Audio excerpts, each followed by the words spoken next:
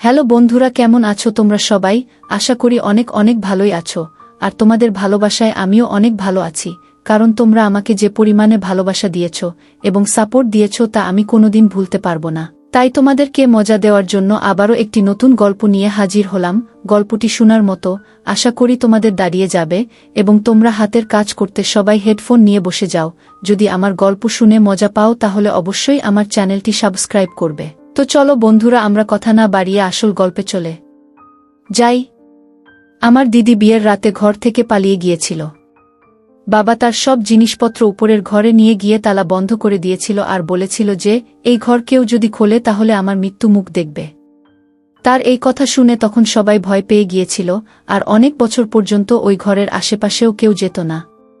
একবার রাত্রিবেলা বাবাকে ওই ঘরে পানির গ্লাস নিয়ে যেতে দেখলাম, তখন আস্তে আস্তে তার পিছু করলাম আমি। ভিতরে যখন উকি দিলাম তখন আমি কেঁপে উঠেছিলাম, কারণ ওখানে বন্ধুরা, আমার নাম নাফিসা আক্তার আনিকা।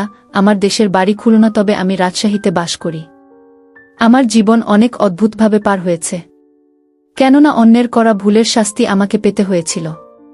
আমরা 3 ভাই বোন ছিলাম, 2 বোন আর একটা ছোট ভাই ছিল আমার। দিদি অনেক সুন্দরী আর অনেক সাদা মনের মানুষ ছিল। বাবার চোখের মণি সে। বাবা আমার থেকে বেশি দিদিকে ভালোবাসত। এজন্য আমি একদম তার মতো করেই চলার চেষ্টা করতাম। সে আটা মাখলে আমি রাগ করতাম যে আমিও আটা মাখব। সে খাবার বানালে বাবা তার রান্নার অনেক প্রশংসা করত, আর তখন যে কোনোভাবেই আমাকেও খাবার বানাতেই হবে। আর এটাই ছিল আমার জীবনের সবথেকে বড় ভুল। আমি শুনেছিলাম বাবা মিতালি আপুকে বলতো যে তোমাকে জীবনে ভেবে চিনতে চলতে হবে, কেননা তোমার থেকে ছোট ভাই বোনেরা তোমাকে দেখেই শিখবে। আমারও তো অহংকার ছিল যে মিতালি আপু কখনো কোনো ভুল করতেই পারে না, কিন্তু সময় প্রমাণ করে দিল যে এগুলো আমাদের মনের ভুল। দিদিও তো মানুষ ছিল, আর মানুষের জীবনে তো ওঠানামা দুইটাই থাকবে। যেমন কিনা আমি প্রথমেই বলেছি যে আমার দিদি অনেক বেশি সুন্দরী ছিল। তাই এবার মিতালি আপুর জন্য চারিদিক থেকে সম্বন্ধ আসতে থাকল। এমন মনে হতো যেন আত্মীয়রা নিজেদের মধ্যে রাগ করেছে যে মিতালিকে আমি নিজের বানাবই। বাবাকে রাজি করানোর জন্য আমাদের আত্মীয় স্বজন চেষ্টা করতে আমাদের বাড়িতে চক্কর দিতে থাকত। বাবা ভাবল, যদি আমি একটা ঘরে আমার মেয়েকে পাঠিয়ে দিই তাহলে অন্য ঘরের লোকেরা আমার উপর রেগে যাবে।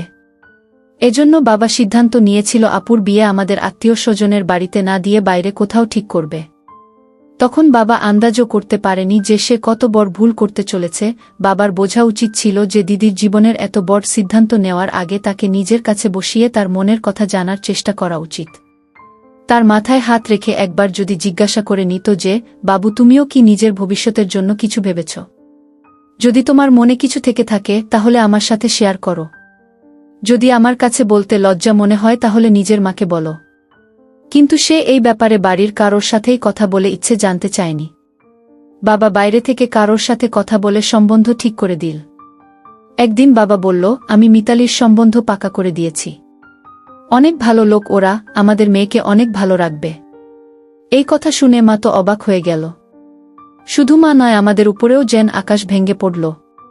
আমরা 3 ভাই বোন ঘরে বসেছিলাম আর একে অপরের মুখের দিকে তাকাচ্ছিলাম। এটা কি হয়ে গেল আর কি করে হলো? মা বাবাকে বলল, এটা কি করে হতে পারে? মেয়েদের সম্বন্ধ এভাবে পাকা হয় না। প্রথমে ছেলের বাড়ি থেকে এসে মেয়ে দেখে তারপর মেয়ের বাড়ির লোকেরও আন্দাজ হয়ে যায় যে মেয়ের বাড়িতে সম্বন্ধ নিয়ে আসা লোকজন কি ধরনের। তারপর ঘরবাড়ি দেখার কথা হয়। আমি তো অবাক হয়ে গেলাম, তুমি এত বড় সিদ্ধান্ত একাই নিয়ে নিলে, আর আমাকে একবার জিজ্ঞাসাও করলে না? বাবা বলল, মহিলারা কোনো বুদ্ধিসম্পন্ন হয়। আমরা পুরুষেরা যেরকম সঠিক সিদ্ধান্ত নিয়ে থাকি তোমরা মহিলারা কখনোই তা পারবে না। আচ্ছা, তোমার মনের শান্তির জন্য কাল আমি ছেলের বাড়ি থেকে ছেলেদেরকে ডেকে নিচ্ছি, তারপর তুমি তাদের সাথে কথা বলে নাও। এরপর মায়ের মুখ থেকে আর কোনো কথা শুনতে পেলাম না আমি। মনে হয় সে ভীষণ চিন্তায় পড়ে গেল। এই অভ্যাসটা দিদিরও ছিল। সে বলতে থাকলো, আনিকা, আমার সাথে কি হচ্ছে? সে অনেক চিন্তায় ছিল। আমি তার মনের শান্তির জন্য বললাম, দিদি, কি আবার হবে? তোমার হাত হলুদ হতে চলেছে, তারপর ঘরের সানাই বাজবে। দিদি তো চিন্তায় পড়ে গেল। পরের দিন সকালে মা বলতে থাকলো, মা মিতালি, আজ তুমি ভালো করে তৈরি হয়ে নাও, তোমায় আজ দেখতে ছেলের বাড়ি থেকে লোক আসছে। এবার দিদি নিজেকে আটকাতে পারল না। সে বলতে থাকলো, মা, আমি বাবার থেকে এই আশা করিনি। তখন মা অবাক হয়ে উঠল আর মিতালি আপুর হাত ধরে বলতে থাকল, লক্ষ্মীটি আমাকে বলো, যদি তুমি কাউকে পছন্দ করে থাকো তো, তুমি যদি কাউকে বিয়ের জন্য কথা দিয়ে থাকো, তাহলে আমি তোমাকে কথা দিচ্ছি, তোমার ইচ্ছার বিরুদ্ধে বিয়ে হবে না। আমি তোমার সেখানেই বিয়ে দেব যেখানে তুমি চাও। কিন্তু দিদি না বলে মাথা নাড়িয়ে দিল। সে বলতে থাকল, মা, এরকম কোনো ব্যাপার নেই।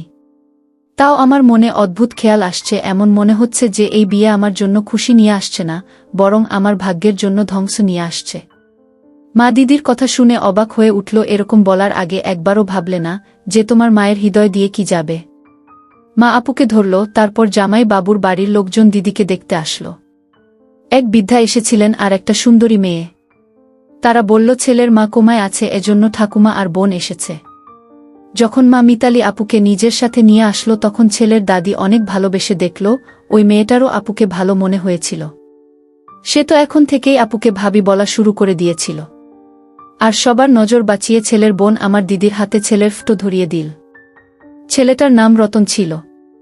যখন আমি দিদির হাত থেকে ফটো নিলাম, দেখলাম ছেলেটি অনেক সুন্দর। আপু তার ফটো দেখে লজ্জা পেয়ে গেল। যখন কিনা মা নিজেও সন্তুষ্টি প্রকাশ করেছিল, ছেলের দাদি আর বোন দুইজনেই অনেক সাদাসিদে ছিল। মা বলল, রতনের সাথে তোমার বাবা দেখা করেছে, সে বলেছিল রতন অনেক সাদাসিদে ছেলে। সত্যি বলছি মিতালি, আমার মন এইবার যেন শান্তি পেল। তুমি বলো তোমার কি রায় দিদি? ও হ্যাঁ বলল। লজ্জা পেয়ে সে বলল, আমার এ সম্বন্ধে কোনো আপত্তি নেই। তারপর আমাদের ঘর খুশিতে ভরে গেল। কিন্তু কেউ এটা জানত না যে এই খুশি একদিন সর্বনাশে প্রমাণিত হবে। সবকিছু অনেক ভালোভাবে চলছিল। আপু খুশি হয়ে প্রত্যেকটা বিষয়ে অংশ নিতে থাকল। আপু নিজের পছন্দে বিয়ের পোশাক কিনে নিল আর নিজের জুতা নিজেই পছন্দ করল। শুধু তাই নয়, সে বরের বরযাত্রীর জন্য সমস্ত সাজসজ্জা নিজের ইচ্ছামতোই করেছিল। সবকিছু ভালোভাবেই ঘটছিল। কেউ জানত না যে দিদি নিজের মনে কি সিদ্ধান্ত নিয়েছিল। আমরা সবাই অনেক খুশি ছিলাম। আমি তো এক সপ্তাহ আগেই ঢাক ঢোল বাজানোর লোকেদের ব্যবস্থা করেছিলাম। মা আমাকে বারণ করেছিল যে মেয়েদের বিয়েতে এতদিন আগে থেকে ঢোল বাজে না। কিন্তু আমি কোথায় শুনেছিলাম কথা। আপু সমস্ত কষ্ট ভুলে গিয়ে অনেক মজা করেছিল। নিজের ইচ্ছায় আমরা গান পর্যন্ত গাইয়েছিলাম। আমার তো এমন মনে হতো যে যদি সে লজ্জা না পেত, সে নিজেও আমাদের সাথে বসে গান গাইত। প্রত্যেকটা মুহূর্ত পার হতে থাকল আর দিদি বিয়ের দিন সামনে আসতে থাকল। সেই দিন দিদি অনেক দামি পার্লার থেকে তৈরি হয়ে আসলো। সে নিজের পছন্দের পোশাক পরেছিল। কিছুক্ষণ পরে যখন বর আসলো, আমি তখন রতনকে দেখলাম। আমি তো চোখ চেয়ে অবাক হয়ে দেখলাম, সে তো অনেক সুন্দর ছিল। আমি ভাবলাম গিয়ে দিদিকে বলি যে তোমার ভাগ্যে তো নবাব লেখা।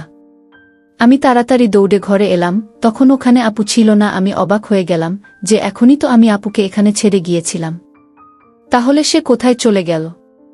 আমি তার খোঁজে মায়ের ঘরে গেলাম, তো সেটাও ফাঁকা ছিল। আমি চিন্তায় পড়ে গেলাম, তাহলে সে কোথায় চলে গেল? আমি তাড়াতাড়ি বাইরে আসলাম আর মাকে খুঁজতে থাকলাম। দেখলাম মা অতিথিদের আপ্যায়নে ব্যস্ত ছিল। আমি তার হাত ধরে একটা কোণায় নিয়ে গেলাম আর বললাম, আপু নেই। মা বলল, নিজের ঘরে হবে। আমি দেখেছি নেই সে, আর তোমার ঘরেও নেই। মা বলল, এখানেই কোথাও হবে। তারপর মা আবার অতিথিদের আপ্যায়নে চলে গেল। সে এমনভাবে কথা বলছিল যে সে কোনো কিছু ভুল হওয়ার সম্ভাবনা অনুভব করেনি। তখন আমি মায়ের হাত ধরে একটা টান দিলাম। আমি বললাম, মা অনেক ভয় পাচ্ছি। মা বলল, চলো প্রথমে তোমার ভয়টাকে দূর করি। আমরা দিদিকে এক ঘর থেকে দ্বিতীয় ঘরে এবং দ্বিতীয় ঘর থেকে তৃতীয় ঘরে খুঁজতে থাকলাম, কিন্তু পেলাম না। দুইজনেরই মুখ ফ্যাকাশে হয়ে গেল। তারপর বাবা ফোন পেল। বাবা রুমে আসলো। তার চোখও লাল হয়ে গেছে। সম্ভবত তার এই কষ্ট হচ্ছিল যে প্রিয় কন্যা তার সম্মান নষ্ট করেছে। বাবা বলতে থাকলো, মিতালিকে বলো পণ্ডিতজি এসেছে। মা কাঁদতে কাঁদতে বলল, অঙ্কিতাকে পাওয়া যাচ্ছে না। বাবা অদ্ভুতভাবে মাকে দেখতে থাকলো। তারপর বলল, মানে পাওয়া যাচ্ছে না মানেটা কি? মা কাঁদতে কাঁদতে বলল, আমি ঘরের কোথায় কোথায় ওকে খুঁজেছি। বাবা মনের মধ্যে কষ্ট নিয়ে কাঁদতে থাকলো। সে বলতে, আমার সম্মান মাটিতে মিশে যাবে। কেউ আমাকে এই সম্মানহানি থেকে বাঁচাতে পারবে না। তুমি বলো এবার আমি কি করব? লোকের সামনে কি করে যাব? মাও কাঁদতে থাকলো আর বলল, আনিকার বাবা, তুমি বিছানার উপর শুয়ে পড়ো। আমি গিয়ে বাহানা বানিয়ে দিচ্ছি যে আমার বরের শরীর অনেক খারাপ হয়ে গেছে, আর এই অবস্থায় আমরা মেয়ের বিয়ে দিতে পারছি না। বাবা বলল, রানী তুমি এতটা সাহস পাচ্ছ কি করে? মা নিজের চোখ মুছল আর বলল, তোমার সম্মান বাঁচানোর জন্য আমি সবকিছু করতে পারি। তুমি যদি তোমার ছেলে মেয়েকে ভালো কিছু শেখাতে পারতে। মা গিয়ে সবার সামনে বলল যে আমার বর এখন হৃদরোগে আক্রান্ত। এরকম অবস্থায় আমরা মেয়েকে বিদায় করতে পারব না। দয়া করে আপনারা বর এবং বর যাত্রী নিয়ে ফেরত চলে যান। আর তারপর অন্য কোনোদিন নিজের বুকে সাধারণভাবে বিয়ে করে নিজের সাথে নিয়ে যাবেন। মা তো এসে নিজেকে ঘরের মধ্যে বন্ধ করে দিল, আর লোকে নানান রকম প্রশ্ন করতে থাকল, যার জবাব আমাদের কাছে ছিল না। এই জন্য আমরা সবাই একটা ঘরে চুপচাপ বসেছিলাম। আমরা তো কখনো ভাবিনি যে হঠাৎ করে এই ধরনের সমস্যা এসে পড়বে। তারপর রাতে অনেকক্ষণ ধরে অনেক দেরি পর্যন্ত আমাদের বাড়ি খালি হল। লোকেরা এই অপেক্ষায় বসেছিল যে তারা কোনো না মুখরোচক খবর পাবে। সব রাত আমাদের এইভাবেই জেগে পার হয়ে গেল। সকাল হতেই বাবা ঘরে হাঙ্গামা শুরু করে দিল। সে একাই মিতালি আপুর জিনিসপত্র তুলে ছাদের ঘরে ফেলে দিয়ে আসলো। ওই ঘরটা যেটা কয়েক বছর ধরে বন্ধ পড়েছিল। ভাই এগিয়ে আসলো আর বলল, বাবা আমি তোমায় সাহায্য করতে চাই। বাবা বলতে থাকলো, আমার কাছে কাউকে আসতে হবে না, না হলে আমার থেকে খারাপ কেউ হবে না।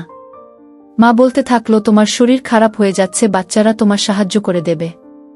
বাবা বলল, তুমি আর কোনো কথা বলো না। যদি তুমি আমার খেয়াল করতে তাহলে নিজের মেয়েদেরকে সামলে রাখতে। মা বেচারি পড়ে গেল। বাবা সমস্ত জিনিসপত্র ছাদের ঘরে ফেলে দিল আর তারপর সেটাকে তালা দিয়ে দিল। বাবা বলল, আজকের পর কেউ যদি ওদিকে যাওয়ার চেষ্টা করে তাহলে আমার মৃত্যু মুখ দেখবে। ওই দিনের পর থেকে আমাদের বাড়ির সব খুশি শেষ হয়ে গিয়েছিল। বাবা আমাদের থেকে লুকিয়ে কান্নাকাটি করত। দিদি চলে যাবার পরে সবাই অনেক সমস্যার মধ্যে ছিল। সবথেকে বেশি সমস্যা আমার দেখতে হয়েছিল, কেননা বাবা আমার ছাদে যাওয়াই বন্ধ করে দিয়েছিল। সে যখনই আমাকে দেখত ভয় পেত যে এও নিজের দিদির মতো আমার নাক কাটিয়ে চলে যাবে। হয়তো এই ঘটনার 2 সপ্তাহ পরে বাবা সাহস করে নিজের দোকান খুলে নিল। কিন্তু সে বেশিক্ষণ সময় ধরে দোকানও চালাতে পারত না। সে তাড়াতাড়ি বাড়ি চলে আসত আর তারপর ছাদে চলে যেত। বাবা যখন নিচে আসত তখন অনেক ক্লান্ত মনে হতো আর তার চোখ ফুলে যেত। কিন্তু 1 মাস পরে ছেলের বাড়ি থেকে আমার কাছে ফোন আসলো। রতনের দাদি বলতে থাকলেন, আমরা অনেক অবাক হলাম যে আপনারা বরকে ফেরত পাঠিয়ে দিলেন, আর আমরা আপনাদের উপর একটু রেগেছিলাম। তারপর মাথা ঠান্ডা করে ভাবলাম আপনাদেরও কোনো সমস্যা থাকতে পারে। এটাও তো হতে পারে আপনার বড় মেয়ে এই সম্বন্ধে না করে দিয়েছে আর আপনি নিজের সম্মান বাঁচাতে গিয়ে আপনার স্বামীর অসুস্থতার বাহানা করেছেন। যদি এরকম কোনো ব্যাপার হয়ে থাকে তাহলে আমাদের এতেও কোনো আপত্তি নেই, আপনারা যে কোনো একটা মেয়েকে বিয়ে দিন। যদি আপনাদের বড় মেয়ে না মানে তাহলে ছোট মেয়ের সাথে রতনের বিয়ে দিন। কেননা আমরা অনেক ঘরেতে সম্বন্ধ খুঁজেছি কিন্তু আপনার মেয়েদের মতো কোনো মেয়ে পাইনি। এজন্য আমরা চাই যে কোনো না কোনোভাবে আমাদের সম্বন্ধ আপনাদের সাথেই হোক। মা ফোন রেখে দিল আর আমাকে বলল, আনিকা তুমি বলো কি এই সম্বন্ধে রাজি? আমি হ্যাঁ বললাম।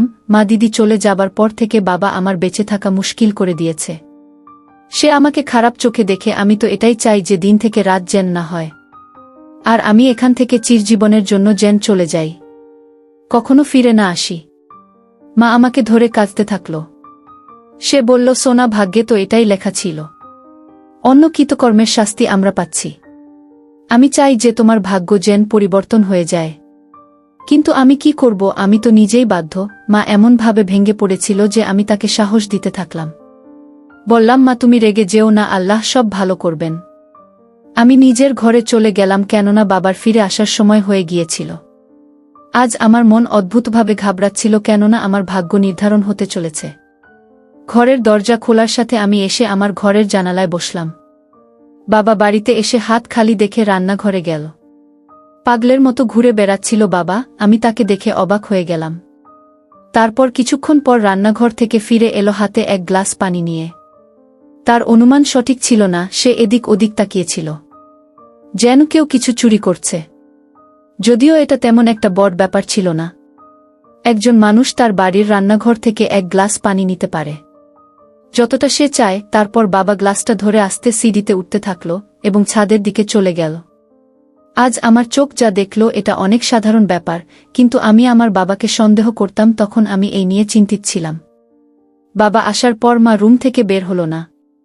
কেন? কারণ বাবা বাইরে থেকে আসার সাথে সাথে মা সব ছেড়ে বাবার কাছে আসত আর তারপর খাবার খাওয়ার কথা জিজ্ঞাসা করত, তারপর রুটি বানাত।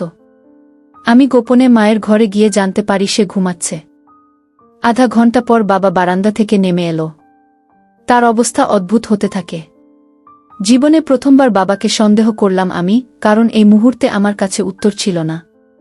তারপর মাও ঘুম থেকে জেগে উঠল, তাই সে বাবার জন্য রান্না করতে থাকল। মা খাবার রান্না করে বাবার সামনে রাখল আর কাছে গিয়ে খাটের উপরে বসল। সে বলতে থাকলো, আনিকার বাবা, আজ রতনের দাদির ফোন এসেছে।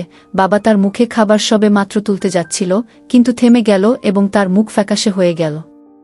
আমি আমার ঘরের জানালা দিয়ে এসব দেখছিলাম। আম্মু বলতে শুরু করল, তারা বলেছেন যে আপনার বড় মেয়ে রাজি না হলে ছোট মেয়ের সাথে বিয়ে দিন। বাবা এই কথা শুনে তখন খাবার ছুঁড়ে ফেলে দিয়েছিল।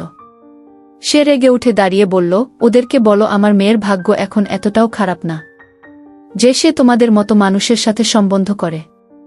আম্মু স্তব্ধ হয়ে গেল। এর মানে কি ওরা ভালো না? বাবা সূচক মাথা নাড়ল আর বলল, আজকের পর ফোন করলে ধরবে না। তারপর মাও রেগে বলল, তোমার নিজের বুদ্ধিমত্তার উপর তো তোমার অনেক বিশ্বাস ছিল। তোমার মতে মহিলারা কম বুদ্ধিমান? তাহলে এত বড় ভুল কিভাবে করলে? তুমি মিতালির সম্বন্ধ এত খারাপ মানুষের কাছে কিভাবে করেছিলে? বাবা রেগে দরজা ধাক্কা দিয়ে ঘর থেকে বেরিয়ে গেল। আম্মু হাউমাউ করে কাঁদতে থাকল। সে বলল, মিতালি, তুই আমার জীবন নষ্ট করেছিস। এখন কি বলবো?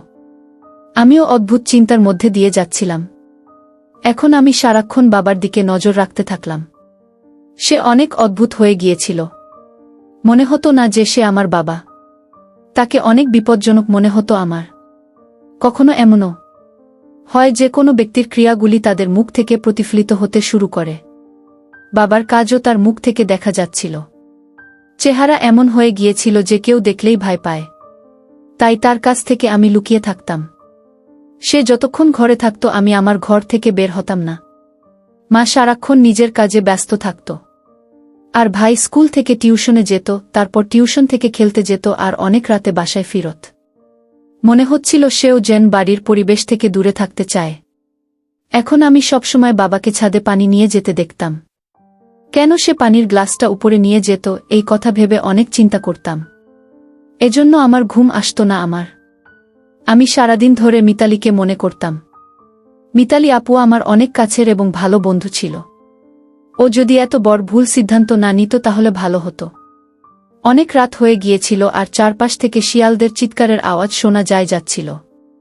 আমি উঠে আমার ঘরের জানালায় বসে পড়লাম। তখন আমি অদ্ভুত কিছু অনুভব করলাম। কেউ যেন আমাদের হোল ঘরে হাঁটছিল। আমি যখন খেয়াল করলাম অন্য কেউ না, সে আমার বাবা ছিল। আমি অবাক হয়ে গিয়েছিলাম। বাবার আন্দাজ দেখে এমন মনে হচ্ছিল যেন সে অনেক চিন্তায় ছিল। আমার আজ তার উপরে মায়া হচ্ছিল অনেক। আমি ভাবতে থাকলাম, বাবা যদি আমাদের দুইজনের মধ্যে এতটা দূরত্ব না বানাতো তাহলে আমি তার কাছে চলে যেতাম। তার দুঃখ কষ্ট ভাগ করে নিতাম। কিছুক্ষণ বাবা হোলের মধ্যে হাঁটতে থাকল আর তারপর সে রান্নাঘরের দিকে এগিয়ে গেল। আমার মাথায় খেয়াল আসলো আমার বাবার কি ক্ষুধা পেয়েছিল। কিছুক্ষণ রান্নাঘরে খোটমট করে আওয়াজ হতে থাকল আর তারপর সে বাইরে বেরিয়ে আসলো। তার হাতে খাবার ছিল আর পা সিঁড়ির দিকে এগিয়ে যেতে থাকল। তারপর আস্তে আস্তে সব সিঁড়ি পেরিয়ে ছাদে চলে গেল বাবা। আমি লুকিয়ে বসেছিলাম যে এসব কি হচ্ছে। বাবা ছাদে কি করতে যাচ্ছেন? কখনো পানি কখনো খাবার নিয়ে এসে কি করে কেন যায় সে? এবার আমি অনুভব করছিলাম যে কিছু রহস্য আছেই। এই জন্য আমি সিদ্ধান্ত নিলাম যে বাবার রহস্য এইবার আমি জেনে ছাড়ব। আমার ভয় হচ্ছে অনেক, কিন্তু আজ সাহস করব বলে সিদ্ধান্ত নিলাম। আমিও আস্তে আস্তে সিঁড়ির উপর দিয়ে ছাদে পৌঁছে গেলাম। এটা দেখে আমি একটু ঘাবড়ে গেছিলাম যে ওই ঘরটায় যেখানে আপুর জিনিসপত্র রাখা ছিল সেটা খোলা ছিল। আর সেখান থেকে আলো আসতে থাকলো। আমি এগিয়ে যেতে থাকলাম। রুমের দরজা খোলা ছিল বলেই আমি গোপনে ভিতরের সব দৃশ্য দেখতে থাকলাম। আপু ভিতরে বসেছিল। এই দৃশ্য দেখে আমি কাঁপতে থাকলাম। বাবা রুটির টুকরো দিদির মুখে দিচ্ছিল। দুইজনেই চুপ হয়ে গেল, কিন্তু তার চোখ থেকে পানি ঝরছিল। এইসবের মধ্যে কি ঘটেছিল আমার বোঝার তা বাইরে ছিল। তারপর অনেকক্ষণ পর বাবা বলল, মিতালি, তুমি আমার মেয়ে না। দিদি কথা বলল। সে বলতে থাকল যে আমি তোমার মেয়ে নই, এজন্য আমায় শাস্তি দেওয়া হচ্ছে। তুমি কি আনিকার সাথেও এরকম করতে পারতে? বাবা বলল, মিতালি, আমি তোমাকে অনেক ভালোবাসি, কিন্তু জানো আমি কখনোই আনিকাকে নিয়ে এসব করতে পারবো না। মিতালি আপু কাঁদতে থাকল। সে বলল, আমি কারণ জানতে চাই। আমাকে এইভাবে রাখলে কেন? বাবা বলল, তাহলে শোনো, আজ আমার হাতে অনেক সময় আছে। যাই হোক, আমি আনিকার মাকে তার খাবারে ঘুমের ওষুধ দেই।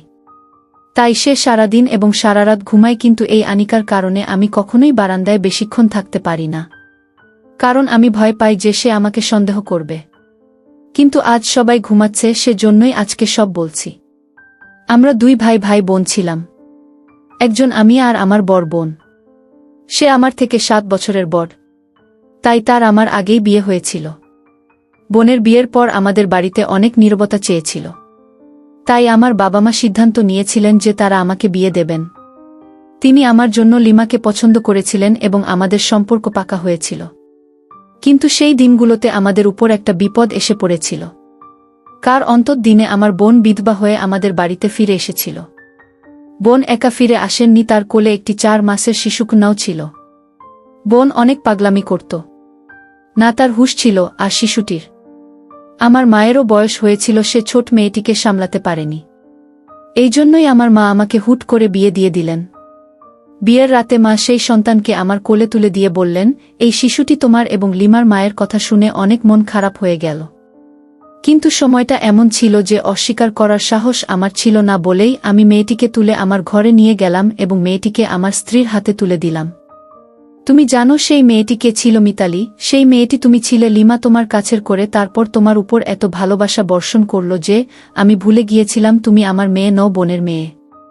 তুমি যখন কথা বলতে শুরু করো তখন লিমাকে বলতে আম্মু, আর নিজের মাকে ফুফু বলে ডাকতে। বোনের অবস্থা ভালো হয়ে গেলে বাবা মা তার সম্বন্ধ দেখতে শুরু করেন। কিন্তু বোন নিজেই একটা ছেলের নাম নিয়েছিল যে ওর সাথে আমার বিয়ে দেওয়া উচিত। আমার বাবা উপর দায়িত্ব চাপিয়ে দিয়েছিলেন, তুমি ওই ছেলেটিকে তদন্ত করে আমাকে বলো।